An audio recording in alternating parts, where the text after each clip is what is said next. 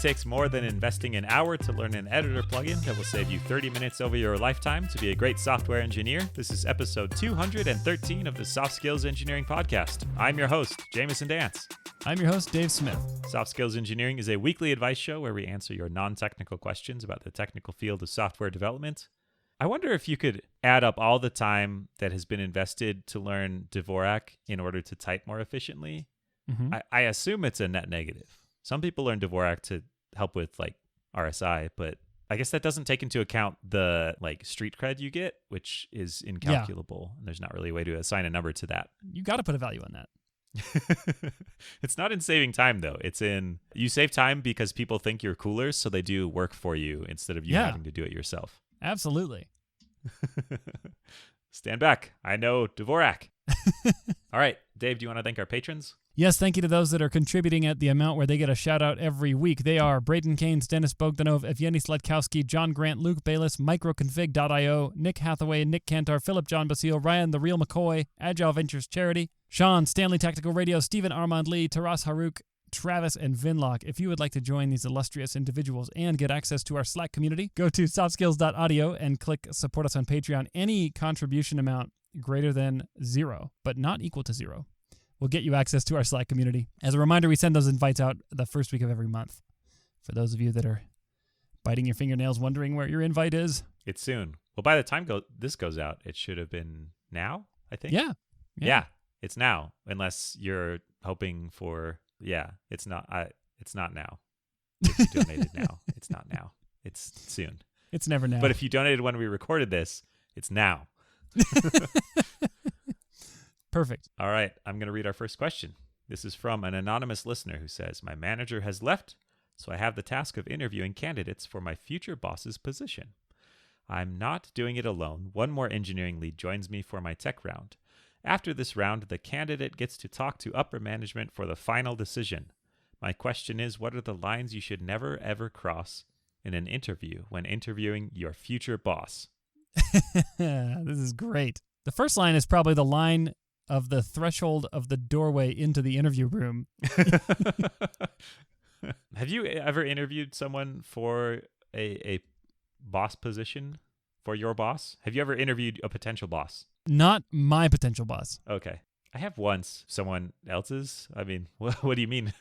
Well, like I've interviewed people who would be in management positions, but I've never interviewed someone who would be my manager. Yeah. One time at a startup, it was weird in a lot of ways. So we were all very young, and this was, I don't know, like 2012 or something like that, somewhere around there.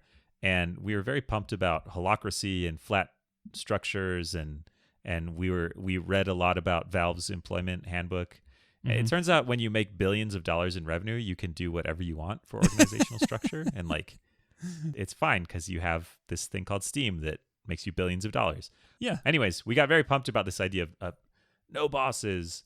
And then the CEO of the company, who was older and more experienced, but also kind of, I think in retrospect, he was pretty good at dealing with us without saying like, what a bunch of idiots. I think he decided that we needed some adults in the room and wanted to hire someone who was essentially going to be the boss, but didn't say, hey, this person will be your boss. They were just like older and more experienced and would take on things that if you squinted looked like managerial responsibilities. But because again, 2012, a weird time, everyone was young. Their title was going to be company magician, just to show you. Like they couldn't be an engineering manager. And, oh no, that would be against our culture. But a magician would be okay. Oh my gosh, that's so weird. So yeah, it was really interesting the way it played out. We had an interview, but it wasn't me deciding if I wanted to hire them. It was more like, get to know this person and tell me what you think. Here, get to know your future boss. I mean, magician. Yeah, it wasn't. I mean, there wasn't a criteria we were looking for. It was just like, do you think you could work with this person? And I did, and it worked out okay, and I liked him. But it was very fuzzy, making an already fuzzy situation fuzzier. I think that's maybe like one of the least clear ways you could go into this, which is like they may or may not be your boss, but you kind of think they will, but you don't know what you're supposed to ask them, and you don't know what's going to happen. To add to all the other weirdness of like, you don't want to, I don't know, maybe if you're super harsh on them, then the executives will decide to hire this person, but they'll have a grudge against you because you asked them too hard of questions in the interview or something. Like, Yeah. yeah, there's already some weirdness there. Well, was there a moment in the interview when you were struggling for words and suddenly the candidate opens up a coat pocket and a flash of smoke appears and a dove flies out of his coat? No, but a magic trick that they pulled in this interview was it turned into them interviewing me. And they were just like, tell me about what you've done in your career and talk to me about some hard problems you've solved. And I remember saying words to answer it, but my brain was also in another track going like, wait, what? The point of me having a job is so I don't have to get interviewed. What's happening? That's the whole reason I'm employed. Yeah. The answer is magic. Well, the key in a magician's arsenal is misdirection. Yeah. Judo magician. That's maybe what their title should have been. Yeah, like I said, I like this person and would work with them again. It was just like there's a lot of weird stuff around that. This says it is a tech round. Mm-hmm. Lines you should cross. I don't know. I think if you're worried about crossing lines in a technical interview, I think you might have bigger concerns. Like, I think you should just evaluate their technical skills. And if part of your evaluation of someone's technical skills involves getting in their face and screaming at them while they try and write code on a whiteboard, don't do that. But that already sucks. I don't know that you have to do it much differently than you would for an engineering candidate. It's just that the outcome might be like, yeah, they did well on this thing and not as well on this thing, but we don't expect them to write production code. So it's okay if they struggled to, I don't know, do this complicated SQL query or something like that, Mm-hmm. Ideally, what's going to happen is you will ask them a battery of questions or put them through some kind of process, and you'll come out with some opinion about what they are good at technically and where their strengths and weaknesses are. Yeah. Then you just kind of hand that on. And I don't see how that would cross the line with anybody unless your interview process just sucks. Yeah. Although I'm imagining that the listener has a little bit of inner conflict here, which is, do I go easy on this person so that they'll like me when they're my boss? Or do I go hard on them to make sure to weed out any bad candidates and to show them that, we only want people here who are super excellent at complicated SQL queries and writing curly braces on whiteboards? Yeah. Do you have any say in the outcome? Because if you don't, then this is a chance to learn about them, but not to... Yes.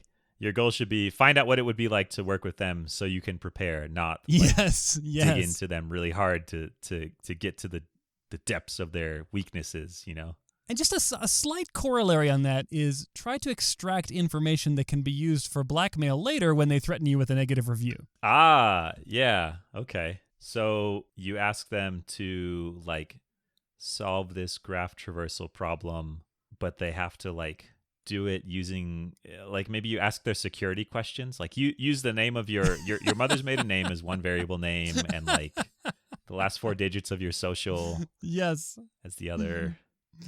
Yes. Okay. First pet name. You have to be very subtle about Your this. first car. Weave it together over the course of 3 or 4 programming problems. This problem is going to be about pets. We're going to make a pet store database. Why don't you just give me the name of your first pet? Oh, man. I wonder what wild social engineering hacks have been done under the guise of interviewing someone for a job. Because you could extract an enormous amount of information from somebody. Yes. Just as part of a job interview, tell me about this project that you are working on. That, sure, now you know. I know. We did chat about this, how I guess there was a story a few months ago where someone went to interview at a company and it was across the street from the competitor. I can't remember all the details. They worked for a competitor, went to interview, and... Oh, yeah, I remember that question. It was a health startup or something. Yeah, and they had sold their company, but it wasn't public knowledge yet, and the interviewer was trying to extract that knowledge out of them. Super sketchy. So that's a line you shouldn't cross. Yeah, that's true. If you're looking for lines. What are the lines you should never, ever cross when interviewing your future boss? Again, I feel like I'm just being naive, but if your normal interview process is going to make an enemy out of someone, then there are 2 options. One, your normal interview process sucks and it's hurting people, but they just don't end up in positions of power over you, so you haven't seen it. Or 2, this isn't someone that you want to work with if they hold a grudge because you pushed back and said, I don't know if your solution would scale, like, you what? How dare you question my architecture diagram, you peasant? Like, I don't know. So you're saying if your interview process sucks, there's two outcomes, and both of them also suck. Yeah, like you suck by the transitive property of you doing this sucky interview process, or they suck. Yeah, I don't know. No one wins here. Yeah, the key is if you have any influence over the outcome. Like, if you do, I think it's worth. I mean, they're going through an interview, right? Like, they expect to be evaluated. So if you have influence over the outcome, you should evaluate them so you have information that can be used. If you have no influence, then again, I've seen the case where sometimes management candidates will interview with the team, and it's just as much about letting them get to know the team as it is about the team giving really in-depth feedback about them. Yeah. Sort of like a preview of here's who you might work with and kind of here's how they approach life. Yeah, for sure. But I don't know if you can find that information out. Like, if you can figure out what they want out of you from this round of interviews, that might help you decide how to approach it. It might, but I would say that there's basically no special lines here that I would consider when interviewing my future boss, unless I am concerned that this future boss is going to have some real behavioral problems, in which case an interview is probably the scenario under which they're going to be on their best behavior. And some people might consider part of their best behavior to be open and honest about things that wouldn't necessarily make them look bad. So I would take this opportunity to ask questions that you might have a hard time asking after the person has been hired. For example, things like, hey, can you tell me about a time when you protected your people from bad senior leadership decisions? Or tell me how many people you've fired and how did they go? Yeah, stuff like that. You might get some pretty honest, interesting answers in an interview context that you might not get after this person is your boss and is subject to the pressures and incentives of being your boss.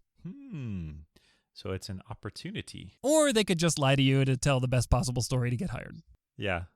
I always do everything it takes to protect my team from the pressures of senior leadership. Right. And then they go and interview with the senior leadership. Yeah. And it's like, I will crush anyone that stands between this company's success. And you see all these skulls? These are all the people that defied me against senior leadership. Oh, man. You just got to be in both interviews. Hey, can I just spectate in the senior leadership interviews? That would actually be really interesting because you would see if they are, if they're kind of being two-faced about stuff. Now we're talking. Now that's a good idea. That's a line you should cross. Yeah. Sneak in. Well, I'm not even going to ask you, Dave. I think this question has been answered, right? Wait, you just asked. I said I wasn't going to ask you. We both make mistakes sometimes. I ask for you to forgive me for them. You're forgiven. Shall I read our next question? Please. Okay, this comes from an anonymous listener who says, our company was purchased by a private equity firm this year. Layoffs began immediately. While the company was gradually carved up, leadership continually violated every promise made. This week, during the most recent round of layoffs, I lost my job. I worked my butt off for years trying to contribute as much as I could to make a positive impact for both users and coworkers.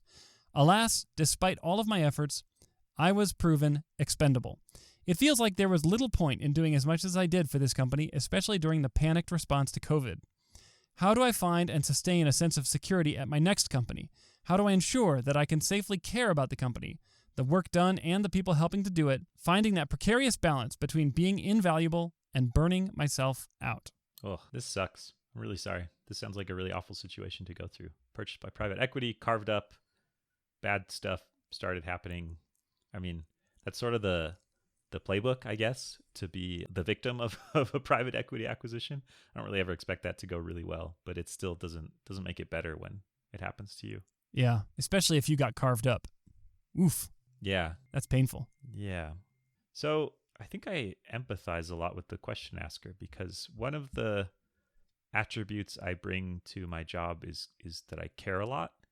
And I use caring to make up for a lot of other weaknesses of like brain power and, and like knowledge and, all those other things that are important for work. But caring a lot has a downside because the company doesn't care about you, and you saw this very clearly in this layoff. Like they said, hey, thanks, all that extra effort and positive impact.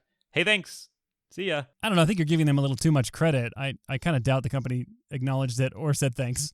Yeah, that's true. There was probably a form email that had the word thank you in it.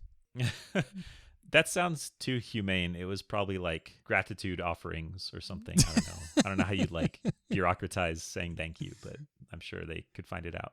Your contributions are appreciated. Yeah, exactly. Your contributions are acknowledged. Acknowledged. That's so much better. Noted in the correct forms and Yes. filed away. Your contributions are appropriately acknowledged.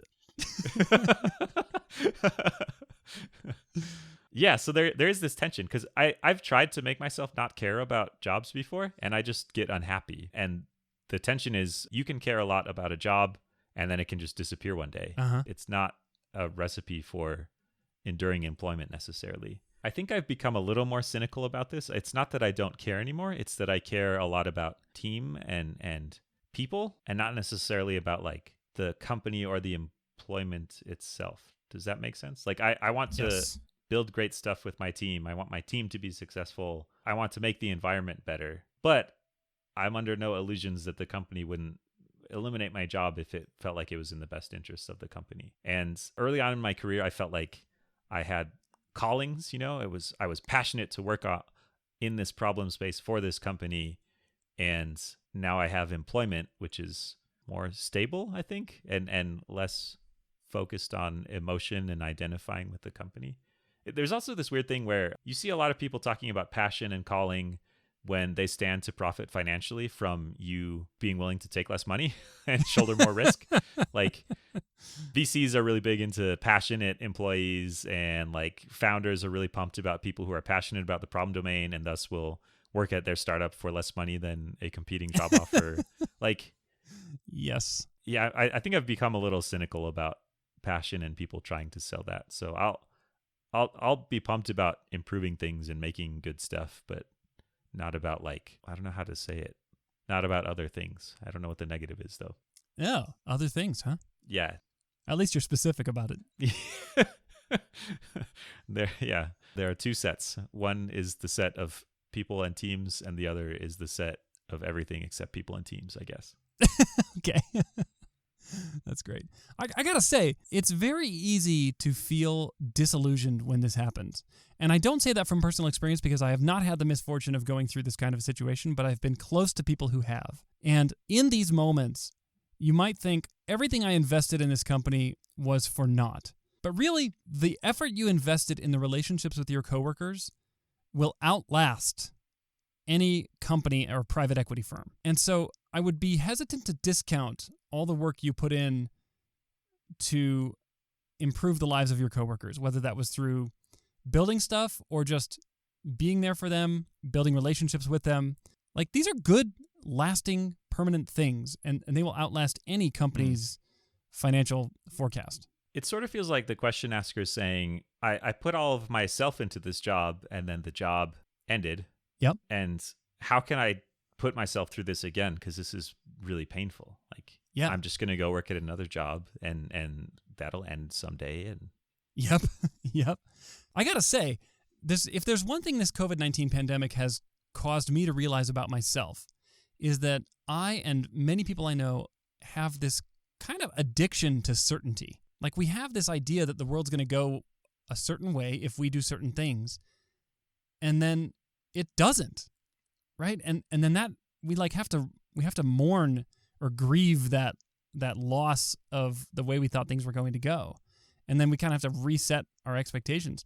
I feel like this is, okay, I'm going to wax a little philosophical, so forgive me, but I feel like kids who are growing up in this time will probably be less addicted to certainty than us old fuddy-duddies are. I'm stroking you. Hang on, let me see if I can pick this up on the microphone. This is me stroking my beard. Can you hear it? Oh, yes. Okay, that's good sound work. Interesting.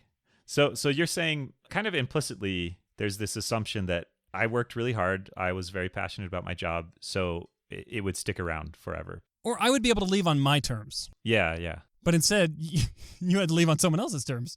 Yeah. Yeah, like I think, like you, Jamison, I have become a little bit more cynical in my old age. But what I have done is I've kind of channeled that cynicism to calibrating my expectations for what a working relationship with a company actually is. when I was younger, I think I used to really fluff that up and be like, I am this company's employee, instead of I currently sell my time to this company in exchange for money. Yeah. You're putting in labor in exchange for compensation. But both of those are actually bad, right? Like, identifying as an employee of the company as like your core existence is bad. But also being so detached from your work that all you're doing is just like, hey, when I go turn this crank, dollar bills come out, so I'll just turn this crank. Like, these are both bad. They're just different ends of the spectrum. So how do you make sure you are engaged enough but not too engaged? Or, I don't know, bought in enough but not too bought in? You need to start a private equity firm and be on the other end of this transaction next time. You can be all in on your own private equity firm. Is that what you're saying? Yes. Passionate about your private equity firm. That's right. I am so passionate about this because all the money I make is on the backs of people that we lay off and carve up. My calling in life is to find struggling companies, acquire them, slice them up, put the people in these companies into this machine that grinds them up and spits out money. And boy, am I passionate about it. I turn this crank with pride. As long as we're just completely jaded now, let's just point out that probably a bunch of people above you on the org chart made a ton of money on your misfortune. Yeah, we didn't even talk about that. You're feeling really bad right now, but there are some people that made retirement money on this deal. Undoubtedly. They made retirement money for lots of people on this deal. Yes. Yeah, while the company was gradually carved up, leadership continually violated every promise made. I don't have any insight into what went on at that level. It's possible that they were promising things that they thought would happen and turned out not to happen when they didn't have control anymore and it went to this other company. It's possible that they were kind of just promising to try and keep people around and were being very cynical about it. It's possible that the private equity company told them stuff and then just changed their mind too. So I think there's a lot of possibilities, and some of them are like, yeah, they were just totally lying to you and are scummy. That's pretty likely. Well, I mean, I don't. Yeah, like I said, I have no insight into this. Maybe they hadn't been through a private equity thing before, and I don't know. And had never ever read anything about any private equity takeover. Yeah. So the question is like, how do I go on to a next job? And I think weirdly the answer to it is based off this experience that happened to you. Like, you have learned a lot of valuable information from this. Yeah. You've learned a lot about like that employer-employee relationship. You've learned nuances about it or different sides of it that you maybe didn't see before when you were happily employed and everything was going great. Like you've seen how it could end, and your universe of possibilities is a lot larger now. So yeah. I don't think you have to be like jaded and just say, I'll never, ever give any of myself to a job again. You can just know a thing that might happen is you give all of yourself to a company and then you get laid off. And like going into it knowing that might happen, I think would protect you quite a bit from being as hurt by it next time. Like if I talked about that little startup that I worked at in the last question. If I had been laid off or fired from that job, it would have destroyed me. Oh man, I would have. Yeah. I mean, I would feel really bad if I got laid off or fired right now, but I identified so much with like you said, I am an employee of this company and that was part of my identity. All my friends worked there. Like it was deeply ingrained into me, and just over time and working at more places. And I feel like I've developed a healthier balance of being able to care and do great work and commit to stuff, and also having a little bit of armor in case things go wrong. Yeah, I like that. So you're saying don't turn into a completely heartless, soulless employee, but also keep your guard up for when sometimes these things might happen again. I like that. Yeah, you just know what might happen now. This could happen now. Can I just say also, I have a friend who has been through this times 10 at so many different companies, and the stories he tells, they are just so funny now to him and to everyone else. And I'm just thinking, how would he react to this story? And I know that if he were listening to this story, he would carefully listen, and he would put his hand on your shoulder and just say, "Oh, young one." Because he has been through so much. I mean, I listened to the stories about startups he joined with promises of making so much money and your shares are worth X dollars, but then secretly these deals go on that dilute the share value by like 98%, so everything you thought you had is worth almost nothing. Over and over and over, he tells these stories. And I'm just so glad to know them because it reminds me that your work life comes with no guarantees of satisfaction and payout like you might want. And also, other people have had it really, really rough compared to you. I'm not saying the situation isn't hard because it is hard. But it's great to have that friend who can give you first-person perspective on things that they've gone through, and then you can look at them and say, oh, they made it through, and they're doing okay, and they're happy, and they are still employed, and they managed to make it work. Something you said reminded me of a topic we've talked about in the past, which is figuring out how to take things of lasting value from employment. Not take as in steal, but you're going to do a bunch of work. You will get money in return for that. You'll also get experience and knowledge and exposure to different ideas. And I think if you assume, hey, I'm not going to work here forever, what can I learn or take away from this job that will help me in future jobs or future, I don't know, maybe positions at the same company or something? Like shipping the product will be cool, but 10 years later, after you don't work there anymore, having shipped that product in and of itself will not benefit you in any way. But if you can learn, like, here's how I can help a team ship a product, or here are these broad classes of problems to be aware of when something launches live, or I don't know, just something that you get out of it besides like their database transactions run 0.2 seconds faster now. Yeah. And like Yeah. I don't work there anymore, so that does nothing for me. Yeah. I think that's also helped me a little bit as well, where I am both working for the company to provide them value, but also I'm trying to build myself up and figure out what durable knowledge and skills I can gain. Yeah, I like that. And on the topic of durability, relationships with people are durable. They do outlast company tenure. And some of the most meaningful relationships I've had are ones that were formed at companies that I nor they no longer work for, and it's fine. And it's great. And these are meaningful, valuable parts of my life. So I would say never hesitate from investing in those relationships because they will pay dividends. Yeah, that's a great point. Well, have we answered the question? Oh, I got one more thing. I think this kind of experience will make you never feel bad again for asking for more money from an employer. So do it. Is that what you're saying? Yeah, like don't feel bad. Like ask for that raise. I mean, remember, this employer will terminate your employment relationship overnight if it benefits them. So why not get more out of it while you can? It's fine. No problem. I'd go a step further. Ask companies you used to work for to pay you money now. Hey, you didn't pay me enough back then. Can I just have some of that now? Ask this company that laid you off if that you could just have more severance. Yeah. Oh, yeah, actually. Yes. Yeah. I want more severance. I have no idea if that's a thing that would work or is possible. Probably they will say no. But yeah, I like the spirit of your point of like, yeah, I mean, at the end, it is sort of a transactional relationship and you have some power in that relationship too. Don't be afraid of offending them because they sure aren't afraid of offending you by laying you off. Yeah. And, I'm very hesitant to ever say something like, hey, it's going to be okay to someone who's they're in the thick of going through a really hard time like this. But in my life, when I've gone through what I thought were tragedies, I can always look back and say, you know what? It was okay. I'm okay. And one day you will be able to heal from this difficult situation. And you'll look back and say, you know what? I am better now. I have a healthier relationship balance with my employer today, thanks to that event. And you may never go through something like this again, and that's fine and great, but I think you will benefit from it, nevertheless. Yeah, this is really fresh. Like I think it's pretty normal for it to hurt if it just happened and it's hurt for a while too. I've seen some studies showing that getting fired or laid off is one of the most stressful experiences that can happen to people. It's kind of up there with divorce in terms of like effect on your happiness in life. So this doesn't make it feel better, but it's a painful thing. So it makes sense that there's pain associated with it. But yeah, for sure. Doesn't have to be associated with it forever. That's right. All right. Have we answered the question now?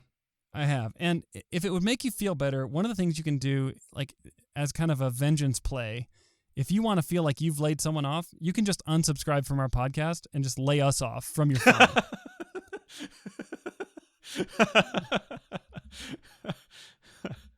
Is this like the kid who gets bullied at school and then goes home and pulls legs off of ants or something? Yes, exactly. Think about how good that kid feels. Yeah. Think of the catharsis. Yeah, think.